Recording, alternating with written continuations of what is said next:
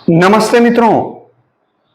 मृदुला गर्ग की उर्फ सैम इस कहानी के कथानक और उद्देश्य को हमें इस वीडियो के माध्यम से देखना है। कहानी का कथानक और उद्देश्य देखने से पहले हम मृदुला गर्ग जी का सबसे पहले संक्षेप में परिचय देखेंगे और उसके बाद कहानी का कथानक और उद्देश्य देखेंगे। मृदुला गर्ग का जन्म 25 अक्टूबर 1938 को कोलकाता में हुआ। 1960 में अर्थशास्त्र में स्नातकोत्तर उपाधि लेने के बाद आपने 3 साल तक दिल्ली विश्वविद्यालय में अध्यापन का कार्य किया है। यानी एमए इकोनॉमिक्स यानी अर्थशास्त्र में स्नातकोत्तर उपाधि प्राप्त करने के बाद 3 साल तक आप दिल्ली विश्वविद्यालय में प्राध्यापक के रूप में अध्यापन का कार्य करते रहे हैं। 2003 से लेकर 2010 तक कटाक्ष नामक स्तंभ लेखन भी किया है और यह स्तंभ लेखन उस समय बहुत ही लोकप्रिय रहा है, क्योंकि इस स्तंभ लेखन में आपकी जो भाषा रहती थी वो व्यंग्यात्मक हुआ करती थी और इसीलिए यह स्तंभ लेखन उस समय बहुत ही चर्चा में रहा है। अगर मृदुला गर्ग की रचनाओं के बारे में हम देखना चाहे तो आपने कई उपन्यास लिखे हैं। कौन से उपन्यास लिखे? उसके हिस्से की धूप, वंशज, चितकोबरा, अनित्य, मैं और मैं, कठगुलाम, मिलजुल मन और वस्तु का कुटुंब, ये आपके बहुत ही प्रसिद्ध उपन्यास है। अन्य अगर रचना के बारे में, कहानी संग्रहों के बारे में अगर हम देखें तो कितनी कैदे, टुकड़ा टुकड़ा आदमी, डैफोडिल जल रहे हैं, ग्लेशियर से, उर्फ सैम, शहर के नाम, चर्चित कहानियां, समागम, मेरे देश की मिट्टी, आहा, संगति विसंगति, जूते का जोड़, गोभी का तोड़, ये आपके बहुत ही प्रसिद्ध कहानी संग्रह हैं। इसके साथ ही साथ आपने कई नाटक भी लिखे हैं। उनमें से कुछ नाटकों के नाम इस प्रकार से है। एक और अजनबी, जादू का, कालीन, 3 कैदे, साम दाम दंड भेद, ये आपके प्रसिद्ध नाटक है। तो निबंध संग्रहों में रंग ढंग, चुकते नहीं सवाल, कृति और कृतिकार, ये आपके प्रसिद्ध निबंध संग्रह हैं। तो यात्रा संस्मरण भी आपका बहुत प्रसिद्ध रहा है, जिसका नाम है कुछ अटके कुछ भटके। यात्रा संस्मरण का नाम क्या है? कुछ अटके कुछ भटके। व्यंग संग्रह में कर लेंगे सब हजम, खेद नहीं है, कर लेंगे सब हजम, खेद नहीं है, आपके बहुत ही प्रसिद्ध व्यंग्य संग्रह रहे हैं। और अगर हम आगे देखें तो आपको कई पुरस्कारों से सम्मानित किया गया है, जिनमें से बस 2-3 पुरस्कारों का उल्लेख हम यहां करना चाहते हैं। 1988 में हिंदी अकादमी दिल्ली द्वारा आपको साहित्य सम्मान पुरस्कार से सम्मानित किया गया। उसके साथ ही साथ 1999 में उत्तर प्रदेश के हिंदी संस्थान लखनऊ द्वारा साहित्य भूषण पुरस्कार से भी आपको सम्मानित किया गया है। उसके साथ ही साथ 2013 को साहित्य अकादमी पुरस्कार से भी आप सम्मानित हुए हैं। तो इस प्रकार से मृदुला गर्ग जी का बहुत ही संक्षेप में परिचय हम यहां पर देख सकते हैं। और इसके बाद जो कहानी का कथानक, उनके द्वारा लिखी गई कहानी उर्फ सैम का कथानक और उद्देश्य हमें देखना है, तो संक्षेप में हम इस कहानी का उद्देश्य और कथानक दोनों एक साथ देखने का प्रयास करेंगे। अब देखेंगे कि इस कहानी का नाम ही क्या है, उर्फ सैम। वैसे तो एकदम इस कहानी का शीर्षक पढ़ते ही पाठक के मन में आश्चर्य निर्माण होता है कि अरे ये भी क्या शीर्षक है। अब देखिए कि किसी भी व्यक्ति का के कई बार 2 नाम होते हैं, ये उर्फ वो। वैसे यहां पर भी आप देखते हैं कि उर्फ सैम यानी किसी व्यक्ति का सैम ये उर्फ नाम है, पहला नाम कुछ दूसरा ही है। यानी पहला नाम कौन सा है? तो सावन प्रताप सिंह, ये इस कहानी का प्रमुख पात्र है, जिसका प्रमुख नाम सावन प्रताप सिंह है और उर्फ वो सैम बन गया है। अब कहां बन गया, कैसे बन गया, क्यों बन गया, ये सारी बातें कहानी के कथानक को पढ़ते पढ़ते निश्चित रूप से हमारे समझ में आने वाली है। ये कहानी 1982 यानी 1982 में लिखी गई है और इस कहानी में प्रवासी भारतीय व्यक्ति के जीवन की कथा व्यथा को व्यक्त किया गया है। भारतीय प्रवासी व्यक्ति जो है, जो कि इस देश से दूसरे देश में जाकर, चाहे शिक्षा के लिए हो चाहे नौकरी के लिए हो, जाकर रहते हैं, तो वहां रहने के बाद, वहां रहते समय उस व्यक्ति के जीवन में किस प्रकार से कथा आती है, व्यथा आती है, यानी संघर्ष करना पड़ता है उस व्यक्ति को, इसका चित्रण ऐसी कहानियों में किया जाता है। ऐसे ही सैम, या अभी जो मैंने नाम बताया सावन प्रताप सिंह नामक व्यक्ति के अमेरिका में जाकर बसने के बाद, जो उसे वहां बसने के बाद जो संघर्ष करना पड़ा है, अपनी जड़ों से टूट रहा है ऐसा समझकर अपने देश से बाद में जड़ें जोड़कर रखने के लिए उसे जो संघर्ष करना पड़ रहा है, उसकी कथा व्यथा इस कहानी में वर्णित की है, ये ध्यान देना जरूरी है। अब देखते हैं कि भारत के अनेक नवयुवक विदेशों में शिक्षा के लिए चले जाते हैं।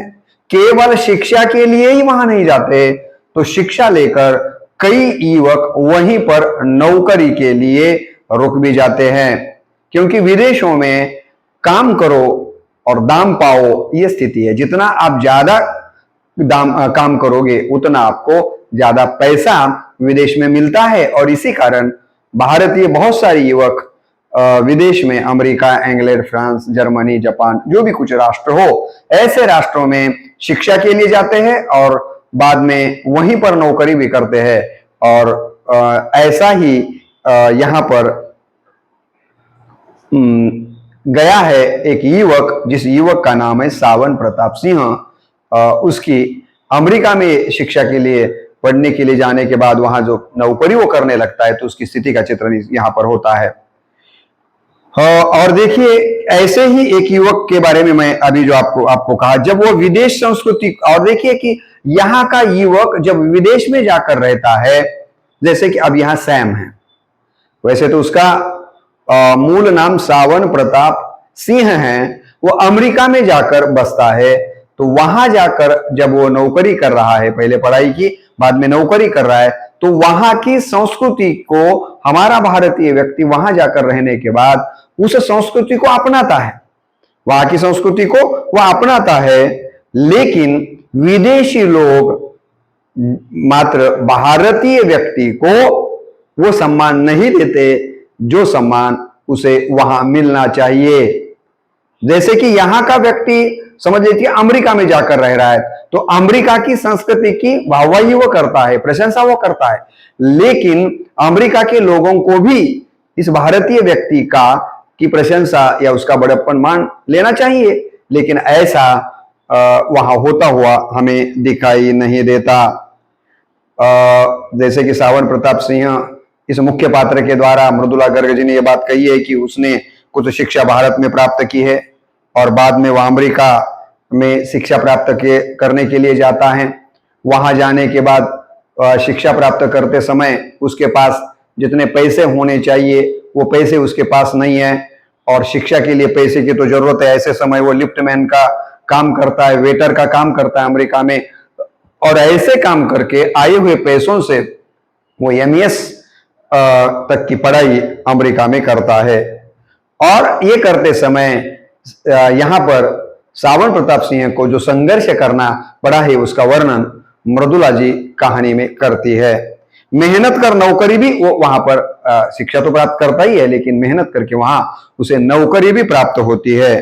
लेकिन यहाँ पर जब वो नौकरी कर रहा है कहाँ, अमेरिका में, कुछ सालों के बाद सावन प्रताप सिंह को ऐसा लगता है कि मैं नौकरी तो यहां कर रहा हूं, पैसा भी मुझे ज्यादा मिल रहा है, लेकिन मैं मेरे देश यानी भारत की जड़ों से टूटता चला जा रहा हूं।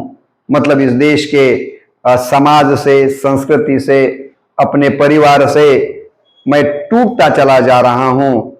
ऐसा विचार सावन प्रताप सिंह के मन में यहां पर निश्चित रूप से आ रहा है, क्योंकि यहां विदेशी लोग भारतीय व्यक्ति को बौना समझने लगते हैं। अब देखिए ना, सावन प्रताप सिंह, ये कितना बड़ा नाम इसका, लेकिन जैसे वो अमेरिका में चला जाता है तो उसका लंबा चौड़ा नाम शॉर्ट कर दिया जाता है, उसे सैम बनाया जाता है। यानी एक प्रकार से सावन प्रताप सिंह को लगता है कि मेरा इतना बड़ा नाम सैम कर देने का मतलब मुझे बौना दिखाने के लिए ही ये नाम इस प्रकार का छोटा किया गया है। कहानी का शीर्षक भी उर्फ सैम है। मतलब एक तरफ सावन प्रताप सिंह ये भारतीयत्व का प्रतिनिधित्व करने वाला, भारतीय संस्कृति का प्रतिनिधित्व करने वाला नाम, और दूसरी तरफ उर्फ सैम यानी अमेरिका संस्कृति या पाश्चात्य संस्कृति का प्रतिनिधित्व करने वाला नाम। यानी सावन प्रताप सिंह एक ही व्यक्ति है, लेकिन दो संस्कृतियों में उसे जीवन जीना पड़ रहा है, और इसी दो संस्कृतियों की तुलना करते हुए उसे अपनी भारतीय संस्कृति ही कैसे श्रेष्ठ लगने लगती है। इस बात को इस शीर्षक से भी या इस कहानी के द्वारा कहानीकार मृदुला गर्ग जी ने हमारे सामने रखने का प्रयास किया है। उसे ऐसा लगता है कि मैं जब से इस अमेरिका देश में आकर रहने लगा हूं, तब से मेरे परिवार से मेरी जड़ें टूटती चली आ रही है। तो वह अपने परिवार से दोबारा जुड़ना चाहता है, दोबारा वो अपने परिवार से जुड़ना चाहता है। उसने अमेरिका रहते समय बहुत कुछ कमाया है, क्योंकि मैंने पहले ही आपको बताया, लेखिका भी कहती है कि अमेरिका में जितना आप काम करोगे विदेश में, उतना आपको पैसा जरूर मिलता है। यहाँ सावन प्रताप सिंह अमेरिका में आने के बाद उसने पैसा तो बहुत कमाया है, और उसे अपने देश में वापस आने के बाद अपने मित्रों में भी इज्जत मिलती है कि वो अमेरिका में काम करता है। ये इज्जत भी वहां अपने देश में उसे मिल रही है, लेकिन वो इज्जत जो अपने देश में उसे मिलती है, वो इज्जत अमेरिका वाले लोग इन्हें देते नहीं है, तो इसे बौना समझने लगते हैं। बाद में जब वो अमेरिका में पढ़ाई के लिए गया था, वहीं नौकरी कर रहा था, तब वो कुंवारा था, और वो विचार करता है कि अब मेरे समझ में आ गया है कि मेरे देश से अगर मेरी जड़ें साबित रखनी है तो मुझे शादी करते समय ऐसे स्त्री से या महिला से शादी करनी चाहिए जो भारतीय हो, क्योंकि भारतीय स्त्री से अगर मैं शादी करूंगा तो उस स्त्री की जड़ें अपने देश से जुड़ी होगी। उस स्त्री से, भारतीय स्त्री से अगर मैं शादी करूंगा तो भारतीय जो भी पकाया जाएगा घर में पदार्थ, वो भारतीय खाने को मिलेंगे। संस्कृति भारत की अपने घर में पनपाने का काम वो स्त्री कर सकती है। ये सारे विचार करके, वेशभूषा, ये सारी बातें उनका विचार करके यहां सैम, मतलब कौन, सावन प्रताप सिंह भारतीय स्त्री से शादी करने का विचार करता है। और विचार करते समय, शादी करते समय कौन कौन सी बातों का विचार करके वो भारतीय स्त्री से शादी करना चाहता है, इसके बारे में मैंने आपको बताया। अब देखिए आगे उसके मन में क्या आ जाता है।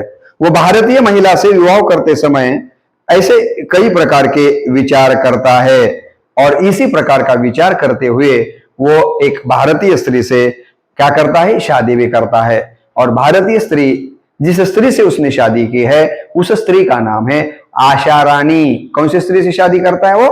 भारतीय स्त्री से ही करता है, जिसका नाम है आशा रानी। इस भारतीय महिला से वो विवाह करता है। लेकिन जो कौन से विचार करके उसने शादी की है आशा रानी से, यह पहले मैंने आपको बताया।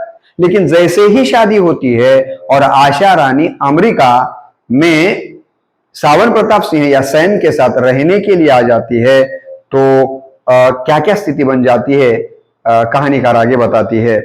यहां आते ही आशा रानी भी अमेरिकी संस्कृति के प्रभाव में आ जाती है। या अमेरिकन संस्कृति को ही वह अपनाती है, ऐसा यहाँ पर कहानीकार बताती है। वो कहती है कि जीन्स पैंट वो पहनने लगी है, टी शर्ट पहनने लगी है, अब बाल भी उसने कटवा लिए है और बॉब कट उसने कर दिया है। आशा रानी का नाम भी अब आशा रानी यहां नहीं रहा है, तो उसका नाम बौना छोटा बना दिया गया, ऐश, इस प्रकार से उसका नाम भी बदल गया है। यह नाम वो धारण करती है। उसे 2 संतानें होती है, यानी सैम और ऐश। सैम का मतलब सावन प्रताप सिंह और ऐश का मतलब आशा रानी। ये 2 पति पत्नी जब अमेरिका में आकर रह रहे हैं, तो अमेरिका में आकर रहने के बाद इन्हें 2 संतानें होती है। एक का नाम है अर्जुन और दूसरे का नाम है कविता। अब देखिए कि ये भारतीय नाम है, लेकिन ये नाम भी यहां आने के बाद बदल जाते हैं। ये नाम भी बौने बनाए जाते हैं। अर्जुन का नाम आरजी किया जाता है, तो कविता का नाम कैट किया जाता है। तो इसी प्रकार से पत्नी आशा रानी भी अब अमेरिकन संस्कृति उसके ऊपर हावी हो गई है।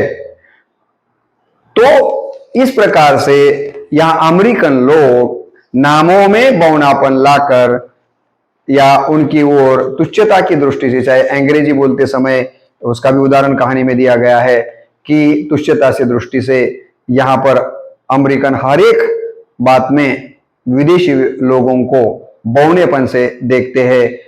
इसका उदाहरण यहाँ पर बेटों के छोटे नाम करने में और पत्नी के नामों से भी यहाँ बताने का प्रयास किया है।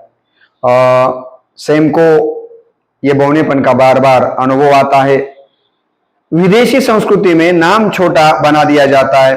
आशा जी अमेरिका जाने के बाद वह अपने बच्चों को, अब और एक बात देखिए कि यहाँ पाश्चात्य संस्कृति हमारे ऊपर, भारतीय लोगों के ऊपर किस प्रकार से हावी हो जाती है और हम अपने संस्कृति को कैसे भूलते चले जाते हैं।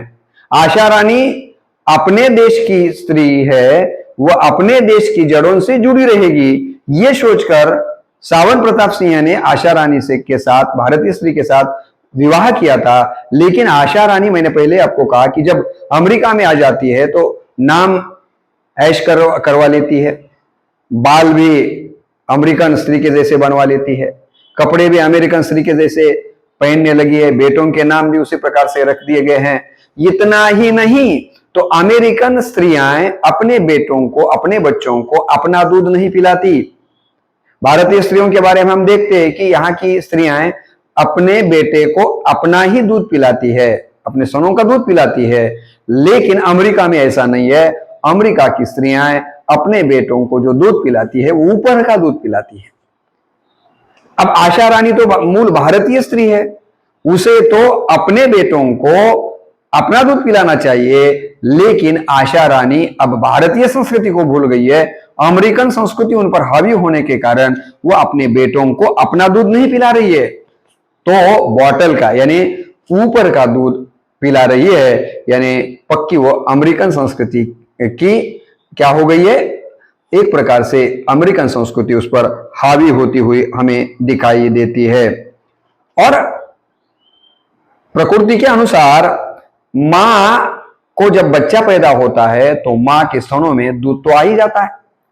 अगर मां आया हुआ स्तनों का दूध अपने बेटे को अगर नहीं पिलाएगी और दूध वैसा ही अगर उसके अंदर रहेगा, तो उस दूध को क्या करना पड़ता है, बोले सुखाना पड़ता है। और हमें पाश्चात्य संस्कृति की स्त्रियां अपने बेटों को चाहे फिगर की चिंता करके ऐसा करती होंगी, दूध न पिलाते हुए बाहर का बॉटल से उसे दूध पिलाती है और अपना जो ओरिजिनल दूध अपने लिए आया हुआ है उसे सुखाने का काम करती है।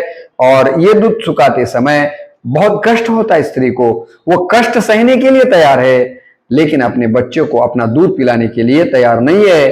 तो किस प्रकार से हम विदेशी संस्कृति के गुलाम बनते चले जा रहे, इसे भी यहाँ पर मृदुला जी हमारे सामने रखना चाहती है। आगे क्या कहती है देखिए, अमेरिका में संयुक्त परिवार नहीं है, जो कि भारत में सबसे बड़ी हमारे देश की संस्कृति की विशेषता क्या है। तो हमारे संस्कृति में संयुक्त परिवार, संयुक्त कुटुंब व्यवस्था हमारे यहां पर है। और यह हमारे लिए बहुत ही महत्व की बात है। लेकिन अमेरिका में ये संयुक्त परिवार वाली बात नहीं, नाना नानी, दादा दादी, एक ही नहीं, काका, जो भी चाचा, ये जो बहुत बड़ा परिवार होता है, 10-12, 10-15, कभी कहीं कहीं तो 20-20 लोगों का एक ही साथ ये संयुक्त परिवार होता है। अमेरिका में ऐसा नहीं, हम दो हमारे दो, या हम दो हमारा एक, इतना छोटा विभक्त परिवार है। वैसे तो आशा रानी को और सैम दोनों को भी संयुक्त परिवार के संस्कार उस पर हुए हैं, तो संयुक्त परिवार को महत्व देना चाहिए। लेकिन आप देखते हैं कि यहाँ आशा रानी को संयुक्त परिवार के प्रति उतनी आस्था नहीं रही है। लेकिन सैम को, सावन प्रताप सिंह आज भी संयुक्त परिवार को ही चाहने वाला व्यक्ति है। संयुक्त परिवार में क्या होता है, तो नई पीढ़ी जो हमारे परिवार में आती है तो उस पर एक प्रकार का संस्कार, बूढ़े लोग, परिवार के बुजुर्ग लोग उस पर क्या करते हैं, संस्कार करते हैं, और एक प्रकार की संस्कारी पीढ़ी संयुक्त परिवार में निर्माण होती है। इसीलिए संयुक्त परिवार महत्व की बात है। लेकिन यह अमेरिका में हमें देखने को नहीं मिलता। वहां पर व्यक्ति को पैसे तो ज्यादा मिलते हैं, लेकिन खर्चा भी अमेरिका जैसे राष्ट्र में ज्यादा होता है, क्योंकि पैसे ज्यादा मिलते हैं तो खर्चा भी ज्यादा होता है। बहुत सारे लोगों के पास पैसे बचते भी नहीं है। अब देखिए कि वहां पर लगभग उसे $3000 मिलते थे, किसे, सैम को। आज के हमारी भारतीय मूल्य उसके 30,000 हो सकती है। इतना सारा पैसा सैम वहां पर कमाता है, लेकिन खर्चा भी बहुत निश्चित रूप से होता है।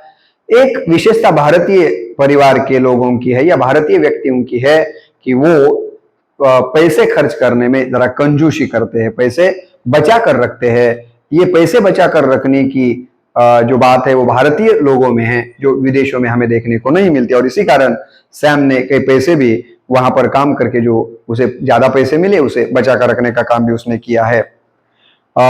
इसका क्यों पैसे बचा कर रखते हैं भारतीय लोग, या सैम क्यों पैसे बचा कर रखना चाहता है या रखा है उसने पैसे, क्योंकि उसे लगता है कि बुढ़ापे में ये पैसे काम आने वाले हैं। अब देखिए अमेरिका की और एक बात बताई है कि अमेरिका में संयुक्त परिवार नहीं है, और जब अमेरिकन व्यक्ति या अमेरिका में रहने वाला व्यक्ति जब बूढ़ा बन जाता है तो उसे ओल्ड एज में रखा जाता है। वहां जैसे कि हमारे यहाँ आजकल उसी संस्कृति के कारण वृद्धाश्रम की संस्कृति आ गई है ना, वैसे अमेरिका में ओल्ड एज नामक एक संकल्पना है, यानी सारे बूढ़े लोगों को एक जगह पर रखा जाता है। और क्योंकि बूढ़ा व्यक्ति बुढ़ापे में कुछ कमा नहीं सकता, और अकेला उसे रखने के बजाय सारे बूढ़ों लोगों के साथ उसे रहना पड़ता है, उसे ओल्ड एज की संकल्पना कहा जाता है। अब सैम को भी ऐसा लगता है कि मैं जब बूढ़ा बनूंगा, पैसे तो नहीं कमा सकूंगा, तो मुझे भी अमेरिका में रहने के बाद ओल्ड एज में रहना पड़ेगा, है कि नहीं। और अगर हम सारे बूढ़े एक साथ रहने लगेंगे तो सैम को लगता है कि हमारी मानसिकता नकारात्मक बन सकती है, क्योंकि सारे बूढ़े एक दूसरों के साथ रहेंगे। तो कल्पना कीजिए कि 100 बूढ़े एक ही जगह पर रह रहे हैं, तो वहां जो चर्चा होगी नकारात्मक हो सकती है।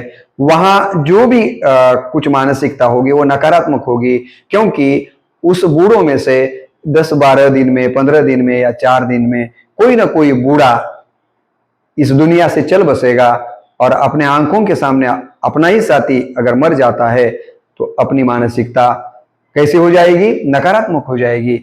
तो बूढ़ों के साथ रहने का बहुत बड़ा विपरीत परिणाम भुगतना पड़ता है, इस बात का डर सैम के मन में है। इसीलिए मृदुला जी कहती है कि वहां पर यह संशोधन भी हुआ कि बूढ़े लोगों को, सारे बूढ़ों को एक साथ रखने के बजाय युवकों के साथ बूढ़ों को रखना चाहिए, क्योंकि तरुण लोगों के साथ, युवक लोगों के साथ अगर बूढ़े रहेंगे तो उनकी मानसिकता निश्चित रूप से जीने की मानसिकता उनकी होंगी, सकारात्मक मानसिकता होंगी।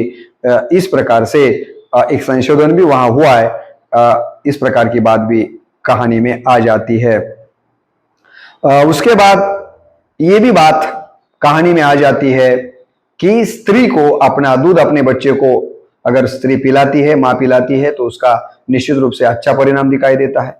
या मां का स्पर्श अगर बच्चे को हो जाता है तो वो भी बच्चे के लिए और मां के लिए, दोनों के लिए भी बहुत महत्वपूर्ण साबित होता है। विदेशों में ये सुख भी उनके नसीब होता दिखाई नहीं देता। ये भी संशोधन वहां हुआ है। तो ये बातें यहां पर कहानी में आ जाती है। और इसी प्रकार के बुढ़ापे के, ओल्ड एज के बारे में यहां सैम सोच रहा है। इस ओल्ड एज से बचने की बात और अपनी जमीन से मतलब परिवार से जुड़ने की बात बार बार वहां सैम सोच रहा है। उसे पता चलता है कि दिल्ली के महत्वपूर्ण एरिया वसंत विलास में उसका भाई घर बना रहा है। वसंत विलास यानी दिल्ली का बहुत ही महत्वपूर्ण इलाका है और वहां पर उसका भाई घर बना रहा है। यह जानकारी किसे हो जाती है? सैम को अमेरिका में हो जाती है। और यह भी मालूम हो जाता है कि एक ही मंजिल भाई ने बनाई है, बड़े भाई ने, और ऊपरी मंजिल, क्योंकि दो भाई है उसको, माँ बाप दो भाई दिल्ली में रहते हैं। और माँ बाप ने क्या किया है, तो सारी प्रॉपर्टी दो बच्चों में बांट दी है। सैम के लिए प्रॉपर्टी नहीं रखी है, क्योंकि माँ बाप ने विचार किया है कि ऐसे ही यहां पर सैम तो कहां रह रहा है? सैम तो अमेरिका में रह रहा है, उसका वहां पर खुद का बंगला है, वो अच्छी तरह से कमाई कर रहा है वहां, उसके लिए अलग प्रॉपर्टी दिल्ली में रखने की जरूरत नहीं है। ये भी सैम को मालूम हो जाता है। और इसी प्रकार से ये मालूम हो जाता है उसे कि दिल्ली में उसका दो भाई घर बना रहे हैं। बड़ा भाई ने निचली मंजिल बनाई है और ऊपर की मंजिल बनाने के लिए भाई के पास पैसे नहीं है, और इसी कारण एक ही मंजिल बनकर तैयार हो गई है। और संपत्ति भी उसे नहीं मिली है, दो भाइयों में बांट दी गई है। सैम अमेरिका में सेटल होने के कारण उसे कुछ भी दिया गया नहीं है।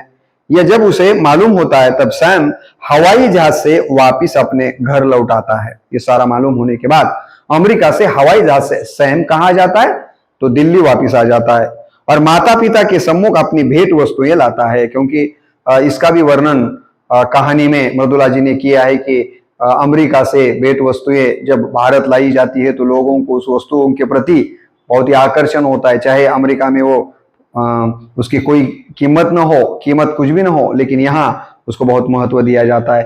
और यहाँ सैम कहता भी है कि कैसे ये भारतीय लोग हैं कि अपनी वस्तुएं उनकी वस्तुओं से बहुत ही महत्वपूर्ण वस्तुएं हैं, तो भी हमें विदेशी वस्तुओं के प्रति इस प्रकार का गलत आकर्षण क्यों है, इसका भी वर्णन कहानी में आता है।